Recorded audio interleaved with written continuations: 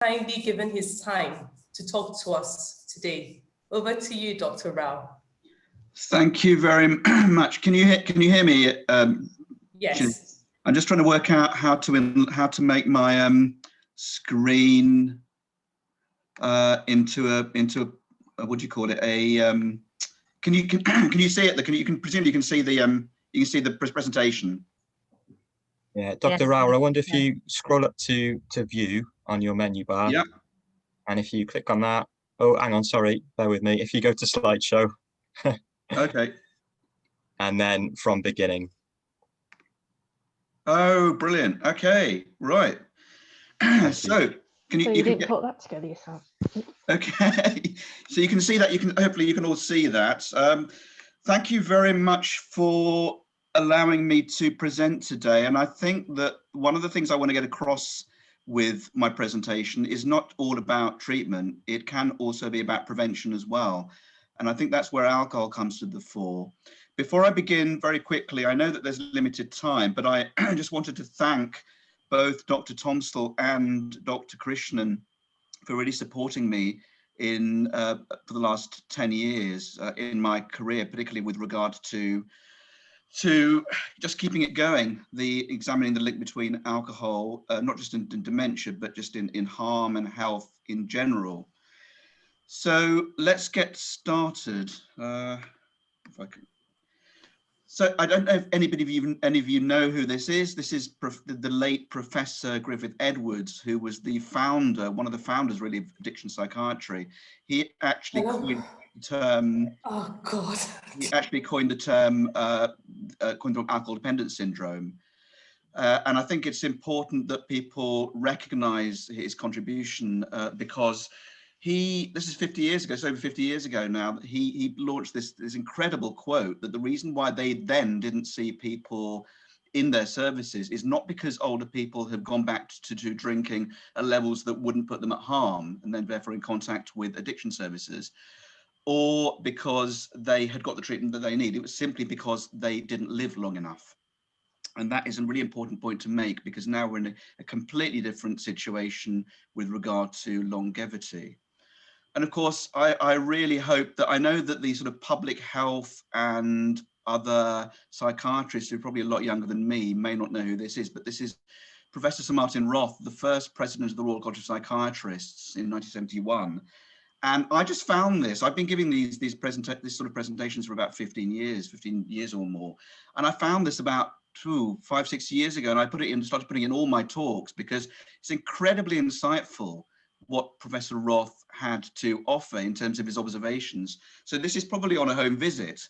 And what he's trying to say is that when someone in middle age or older has what looks like delirium, you might think they've got a UTI, looks like hallucinosis and they haven't got a psychotic disorder, and looks like a change in personality, do not ever not consider or fail to consider the possibility of alcohol dependence or alcohol misuse. I think those two incredibly influential people in the field and certainly influenced me in keeping going with both research and clinical practice.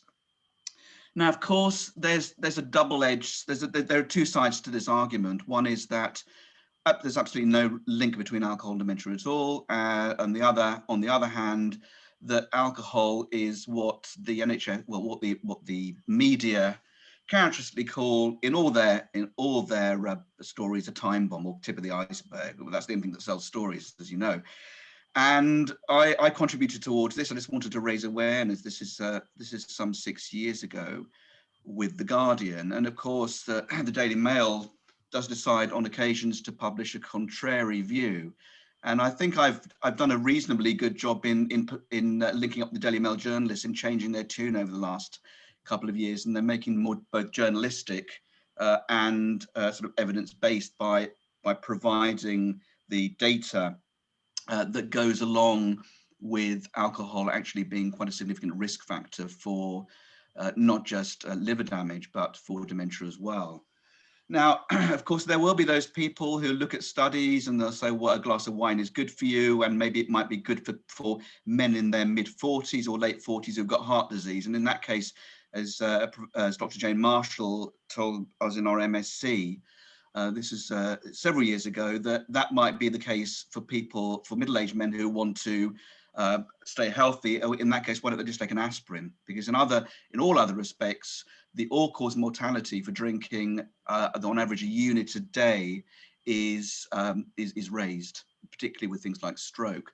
And what are the problems in interpreting the so-called health benefits from alcohol from studies? The problems are that if you've got a reference group with whom you compare the harm from alcohol, you've got people who have quit alcohol over their lifespan because they simply became ill from it, and they are characteristically sometimes called a control group. Well, they're not actually a control group. They're what's called a sick quitter group.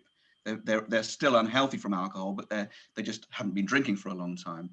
And of course, there's the other bias, if you like, for people who are supposedly in the active group, the alcohol using group, who underreport their alcohol use. And you all know here, all 350 of you odd attending this presentation, that if someone drinks heavily, they are hardly likely to overemphasize how much they drink. And in fact, that's the problem with screening tools. It's not what's called it's not called the specificity, the false positives, actually the false negatives. People don't tell you enough about how much they drink. And so we've got a very spurious view of the studies that say alcohol is supposedly good for you. And of course, what you also end up with if people die in their 40s and 50s is a super selective older group that you're sampling. So it all goes wrong when you try and prove that there are health benefits from alcohol. And of course, if you're going to be giving anything like this, you want to back it up with evidence. And this is from the sort of international metrics, if you like, of how risk impacts on health. You can see that over that sort of 20-year, over that sort of 30-year period, you can see that alcohol has gone up. Alcohol's gone up from sort of 14th in the risk factor states rankings to 5th in the risk factor rankings for 50 to 69-year-olds. And of course, that's not all. Look at the 70-year-olds from 61st place to 18th place. I don't doubt with the baby boomer population currently misusing alcohol at the rate that they are doing, that won't go up in both age groups to a much higher level. Now, of course, I've got to come down to the research and try and explain it to you in as easy to understand a form as possible, because it's not always easy to understand all these sort of figures and terms and ratios and so on. But just want to provide you with probably the two most relevant studies for alcohol as a risk factor for dementia. The first one is by Anya Topiwala, who's currently researching in Oxford. And she looked at a group of just over 500 civil servants and followed them up, looked at the data in terms of follow-up of over 30 years. And what that group found was that drinking, this is going to surprise you, and I hope this presentation will be full of surprises in this respect, because they found that even drinking over 7 units of alcohol per week, I mean, that's hardly anything, is it, really? That's just over 3 pints of beer a week. Was associated with damage to the area of the brain that is concerned with consolidation of memory, the hippocampus, the area of the brain that joins the two parts of the two halves of the brain together. And it was also associated with people being less fluent in their language, what's called lexical fluency. A very important study there, which is also backed up by a study from France, where they studied just over 1 million hospital admission records with a diagnosis of dementia. And they went back to track these people over time and found that alcohol use disorders were actually a stronger modifiable risk factor for dementia than even smoking, depression, or hypertension.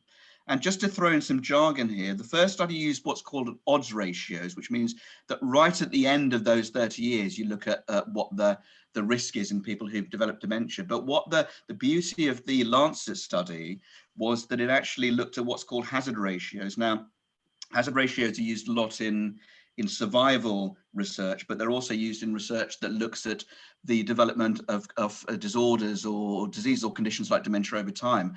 And so they're able to track much more closely what's called the risk to event time interval and get a much more clear picture of how risk factors impact on the subsequent development of diseases such as Alzheimer's disease. So two very, very important studies. So just to move on to something which is even more important, what I'm doing here today is is cramming together half an hour's worth of talk into what I actually developed into a, can you believe, a two-day educational program for Drink Wise Age Well. So it's going to be a bit of a job for me to do that. And I put my email address at the end, so you can email me rather than Q&As, because I think it's going to be quite difficult to answer those in the limited time. But I just want to, this is where it all begins, really. It's not just about thiamine. So can you believe that this slide took me about 3 months to put together, because it was really kind of revolutionizing the whole area of how alcohol affects the brain. And so you've got people like Ken Wilson who are researching or clinically practicing in Liverpool, and you've got people all over the country. We've got sort of alcohol and dementia research groups everywhere. I looked at the one with Bev John and what's going on in Wales at the moment, and Andrew Meisel. It's all very interesting, but it's what it's very difficult to do is to pull together both the public health aspects of alcohol and dementia, or in some cases cognitive impairment, which I'll come on to later, and the clinical aspects, so psychiatry and clinical medicine. So I could easily spend about 15 minutes on this slide, but I'm not going to. I want you to just have in your mind that there is something called alcohol-related brain damage, okay, which constitutes a variety of different presentations. All right, so let's just look at the presentations which you probably can't reverse, and they are usually associated with damage from what's called vascular disease, so particularly stroke and bleeding in the brain from other causes. You also got people who get intoxicated, they fall over and they hit their brain, and they develop what's called encephalomalacia, which is what's cerebral softening. Now, those two conditions, if you like, or presentations, very much muddy the water when you look at anyone over the age of 50 and you look at their scan, because they've very often got previous bleeding from brain damage, from stroke, or actual hemorrhage in the brain, bleeding into the brain, or you've got people who've just knocked their head so many times that their brain's become softened.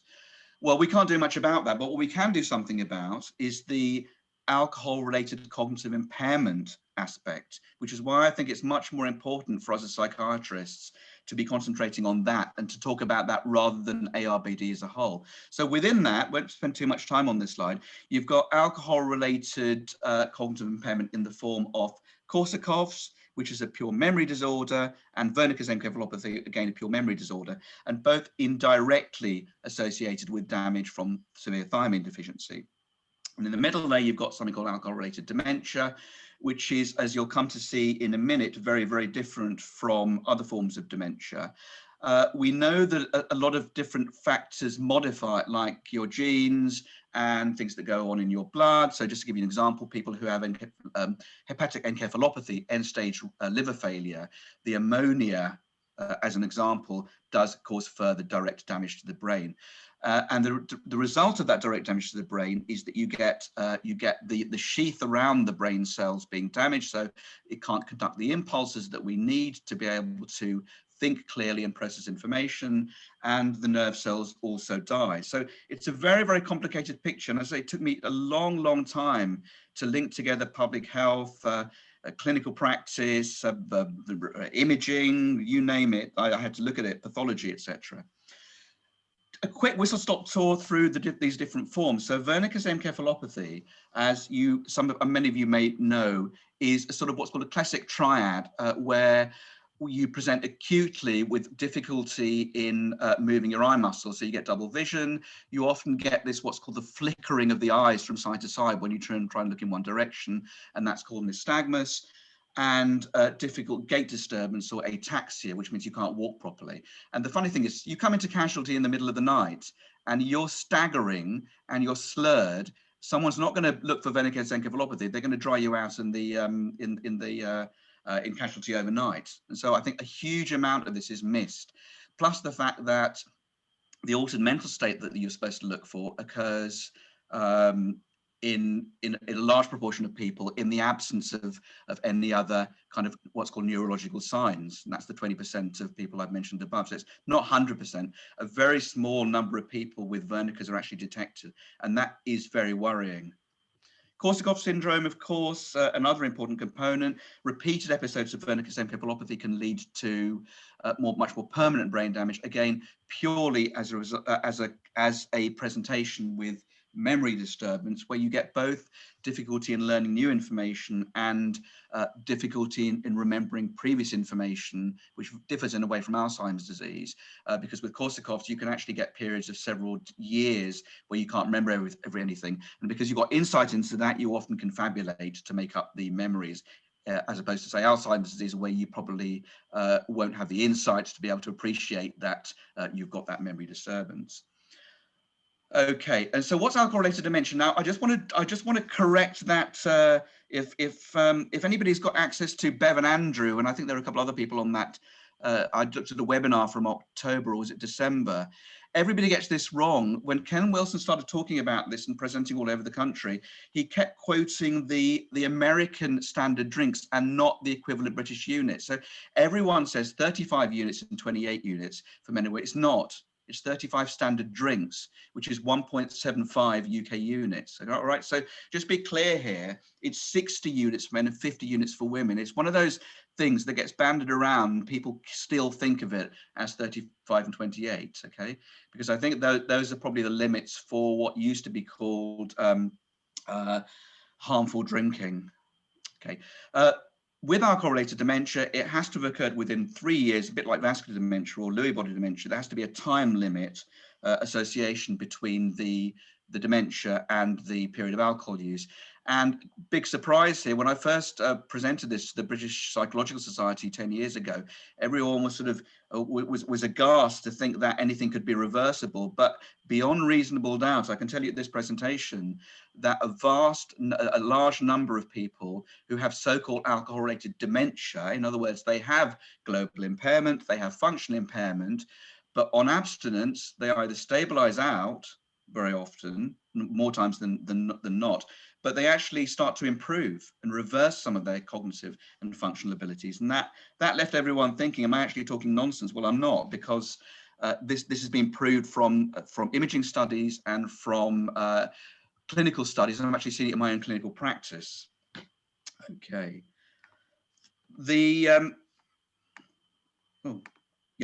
Okay, just very, very quickly, alcohol-related dementia differs from other dementias in that you've got to prove that alcohol is the culprit, okay? So the way you do that is you to see what other damage has been done, either through people who've got things like peripheral neuropathy, in other words, they can't feel things below a certain level in their legs, and that is quite a painful neuropathy, unlike other forms of disturbance of sensation. The other thing is that alcohol damages the other parts of the brain, like the cerebellum, the balance organ. And the thing that I want to stress the most in this talk is that if you've got evidence of stroke, it's often very difficult to make a diagnosis of alcohol-related dementia. But I can say one thing, and I can say that because I've been observing that much more carefully in the last 10 years. If you've got preserved language function in the form of being able to name things much more, a preservation of being able to name things, which is called semantic knowledge about the world, or nominal dysphasia, that's the difficulty. That is 99% preserved in people with alcohol-related dementia. Why alcohol does not damage the superior temporal gyrus, which is a part of the brain that's affected quite prominently in Alzheimer's disease, we don't know. But it helps certainly me as a clinician to make a distinction between alcohol-related dementia or cognitive impairment and Alzheimer's disease. Very important distinction to make. Won't bore you too much with the imaging of alcohol-related dementia, but what you can see here is that whereas Korsakov's damages the midbrain, and that's what's called the mid part of the brain, where the mammillary bodies and the thalamus, as you can see pointed out there. Alcohol-related dementia affects the frontal part of the brain, and so you get, in addition to getting widespread shrinkage of the brain, that's much more prominent at the front of the brain. And I never actually thought that these two coexist, but I can say as a clinician that you see enough people and you found that they at some stage during their life, older people, will have had Korsakov's and it's been undiagnosed, and that addition of alcohol-related dementia just makes things worse, unfortunately. So this is something I just want to skip through very, very quickly because it's a bit technical. It's just to say to you that the sort of aspects of what we call frontal lobe function that we look at a lot in Alzheimer's disease, the thing that gives us the change in personality that we often see in dementia, is actually, you can actually divide it up quite well with alcohol-related dementia. So there's a certain part of the frontal lobe called the dorsolateral, part of the side and back bit of the front part of the brain, which is concerned with things like short-term memory and problem solving. And you've got other parts of the brain that are concerned with what's called energization, initiation, and that's what leads to something called apathy, which we see in Alzheimer's disease as well. And in addition to that, you've got the emotional and behavioral dysregulation. That's a sort of technical jargon for it, where you get behavioral problems. So interestingly enough, when you actually drill down into the brain, there are actually very, very different areas of the frontal part of the brain that are associated with the different disturbances of memory and personality change that come with alcohol-related dementia. Just something very quickly about what's called the MOCA. I think that the MOCA is a much more sensitive indicator of alcohol-related brain damage, alcohol-related cognitive impairment or alcohol-related dementia, than is the mini-mental state. The mini-mental state examination does not cover frontal lobe function. And I think sometimes the ACE-3, which is the Adam-Brooks cognitive assessment, is often overkill. And the reason for that is it concentrates a lot more on things like language, where you're not as concerned as you would be in something like alcohol-related dementia. So just very quickly to say why this is important. I think the problem now is it requires training and a fee to be able to register, to be able to administer it. But there is help at hand. There's something called the Frontal Assessment Battery, which I'm happy to share with you if you want to email me the sort of in the next few days or at the end of this. And that concentrates much more just on the frontal lobes. But the reason why the MOC is very good is because it concentrates on frontal lobe function in some detail. So it looks at planning, which is called the trail making test. You can see it above there. Everything else is a bit blurred, but it does look at things like attention. It looks at things like impulsivity and the inability to inhibit responses. It looks at what's called abstract thinking, so the ability to think laterally outside the box, and it looks at verbal fluency, all critical and crucial aspects of frontal lobe function. And the good thing about the MOCA is, just like the mini-mental state, it actually gives you a sort of grading of how to classify the impairment.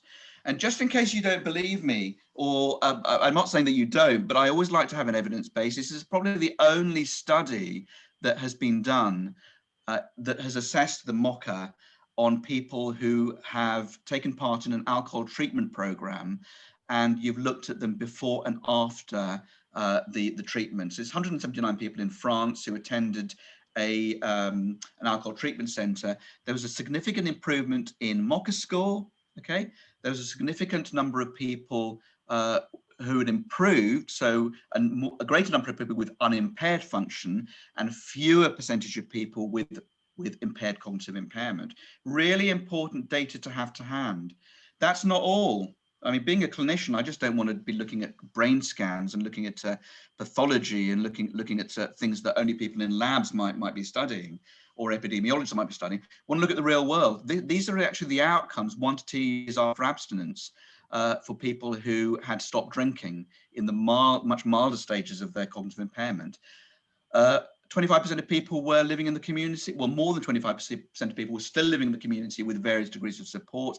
And there were various other positive outcomes, including reversal of brain changes. And particularly improving were aspects of frontal lobe function. Very interesting to see this: attention, processing of information, and abstract thinking. These are all really important parts of research for us all to have in mind when we look at the benefits of abstinence and the benefit of harm reduction. So what I wanted to say in my sort of closing 3 minutes is, first of all, I think alcohol-related brain damage is a useful concept, but I don't think it's a useful concept for psychiatry. I think we should hone down a lot more on the cognitive impairment component that distinguishes the Korsakovs and the alcohol-related dementia from the traumatic brain injury and the vascular damage. So there we have something called alcohol-related cognitive impairment, which, if severe enough, can lead to dementia, which is characterized by much more global impairment and functional impairment in everyday activities. So just want to take you through these four different conclusions that I've made. One is that alcohol-related dementia is clinically distinct from Alzheimer's disease because there is a sparing of aspects of language, in other words, particularly with the naming function. We also know that it's got an earlier predilection for the frontal lobe, so it often presents in its sort of moderate stages like a frontotemporal dementia, and that's why we miss it. We think, oh, this is the behavioural variant of frontotemporal dementia, okay, as opposed to the semantic variant or the non-fluent variant. We also know that if even in the sort of middle stages of alcohol-related dementia, if we stop drinking, we actually partially reverse cognitive and functional impairment. And in some cases, we might then put people back out of the dementia brackets. And this is something that I think we need to debate in terms of dementia. Just because something can reverse partially, we don't have to say that it isn't dementia. Why can't dementias be treated through harm reduction and stopping drinking? Okay. The other aspect is much more a public health, I suppose, view, in that we know that alcohol-related cognitive impairment that falls short of dementia is associated with drinking at much lower limits than we currently appreciate. But we also then have to link in the public health aspect with knowing that at the public health level, at the overall population level, if we reduce the amount that people drink by a certain amount, we can actually, at a public health global impact level, reduce the overall harm. So reducing the cognitive impairment a little bit in each person might produce a much more, a much bigger effect, if you like, effect size in terms of reducing the harm at a global level. So that's, I hope I'm on time. That's really all I wanted to say, and I think I'm just about on time. So I'll stop my sharing. I was talking about my camera, my bandwidth's not working that well at the moment. So I hope you enjoyed that. It's, I mean, this is all, can you believe this is all I said living and learning. This has taken me 20 years to build upon, and I'm constantly learning. And I think what I've learned is that if you can link public health with clinical, then I think what you do is you link the research and the kind of boffins, if you like, who are doing the research. I do a bit of that as well, with the people who are on the ground, not just the doctors, but the nurses, the third sector, those who are concerned with a concept I'd never heard before I did an MSc in addictions, and that is harm reduction. Okay, treatment is all very well and good, but if we can reduce harm, we can reduce the overall burden of that harm and get people to lead much healthier and productive lives. So that's it from me. Thank you, Dr. Rao, for the excellent session. We've all learned a lot. Now, I'm delighted to hand over to Dr. Shami Bhattacharya, who will introduce our breakout rooms.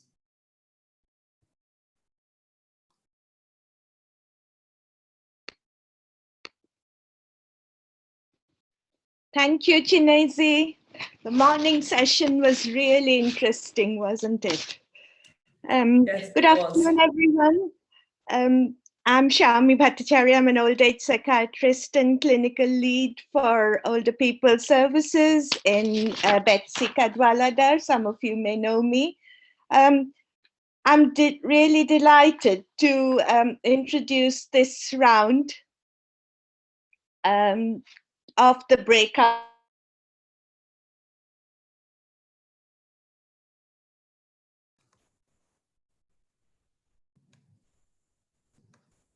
Shami, I think you're on mute and we've lost a picture with you.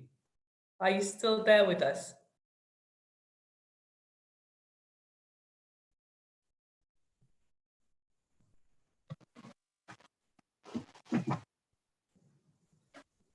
I think we've lost Dr. Bhattacharya. Hello, hi, it's Michaela here. I was just, I suppose we should introduce the breakout rooms. We're not ready to go to them quite yet. So we are delighted, as Shami said, to introduce the breakout rooms.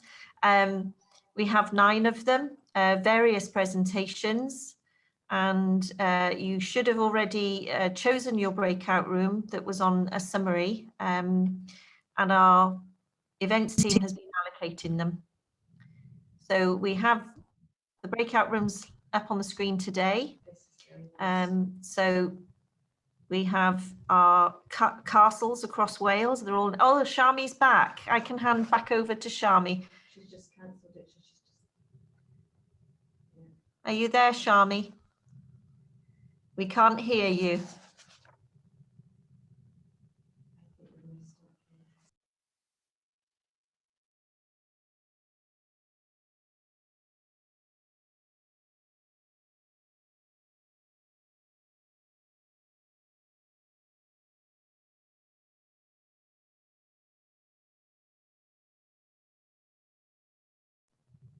Okay, so I can't hear Shami. I don't know if anybody else can.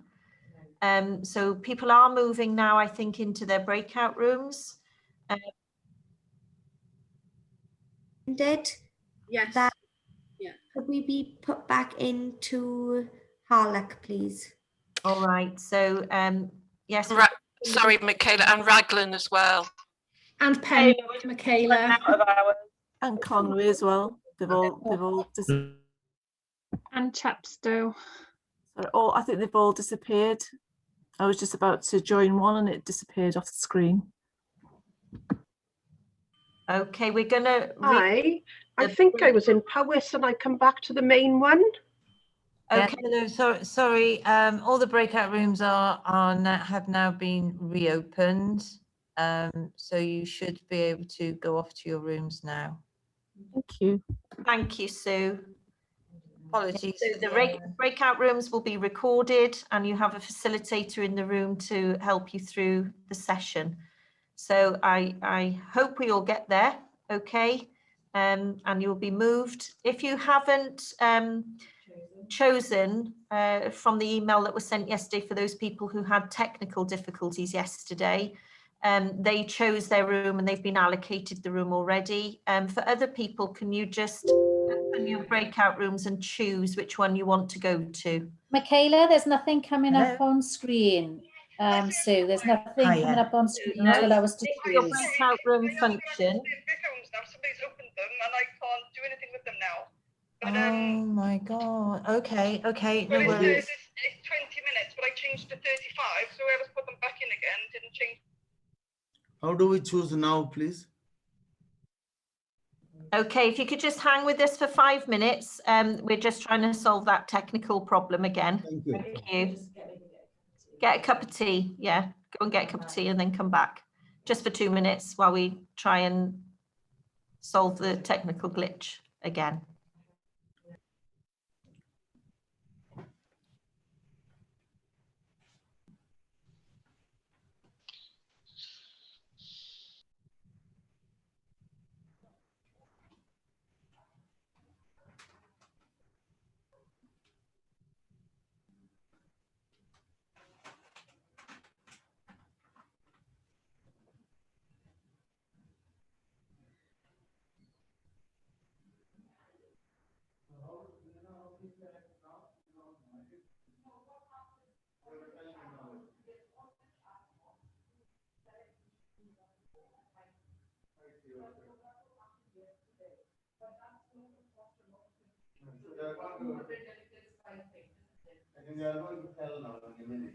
So what they did for today's chapter, they emailed us. Yeah, I didn't bother. Yeah. So I did it this morning.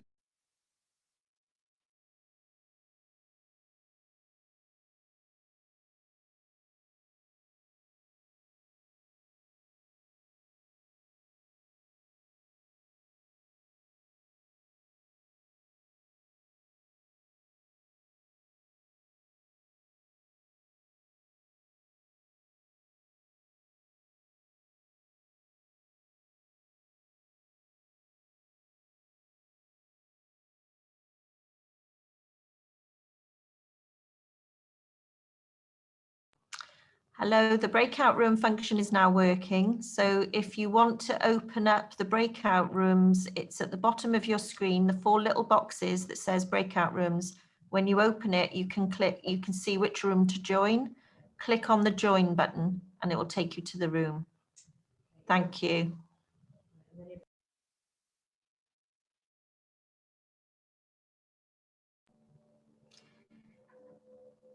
If people are having problems, please put your preferences into the chat function, please.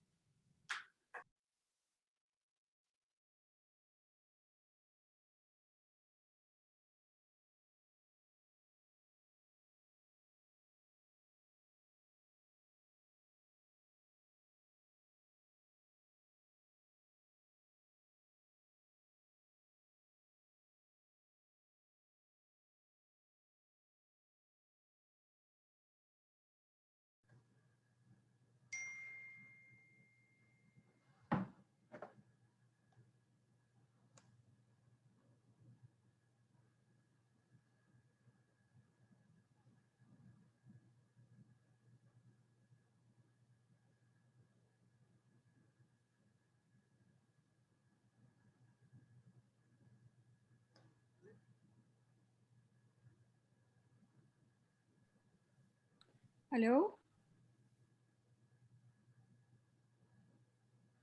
Hello? Hello. I'm still waiting for the room. I don't seem to have it here to actually. Yeah, which room do you need?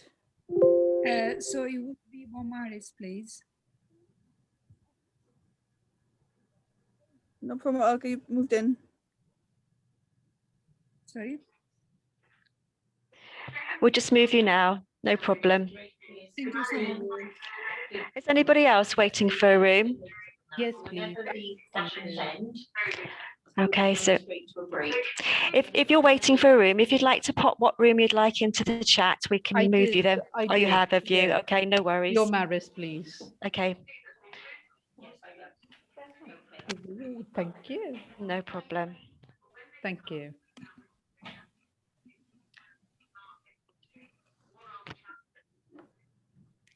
Caroline, are you okay with that? Sorry, can you confirm your name so I can put you in, please? Sorry, Joyce, J-O-Y-C-E, Joyce Susaraj, S-U-S-A-I-R-A-J.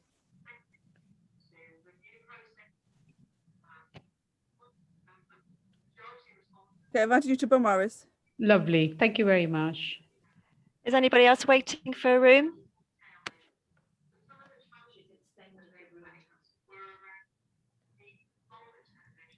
Hi, it's Andrew Hyder here. I'm talking later and I wasn't planning on attending this afternoon for the room, but I'm just here because I didn't want to be... Yeah, that's fine, Andrew. If you want to go into a room, just let us know.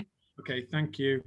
Sorry, I've just come out to Powys somehow. Could you put me back in if you wouldn't mind, please? No problem, Janet. No problem. Sorry, Jeanette. Thanks. I think it was me. Okay. Thank you. No worries. Caroline, can you move to Jeanette? That would be lovely. Thank you. I've just done that one. Thank you, Sue. Okay. Is anybody else waiting for a room? Just let us know. Okay.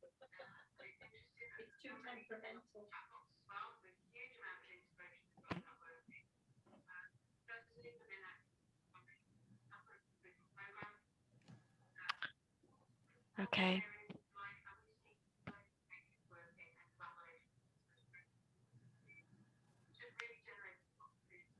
Thank you, everyone.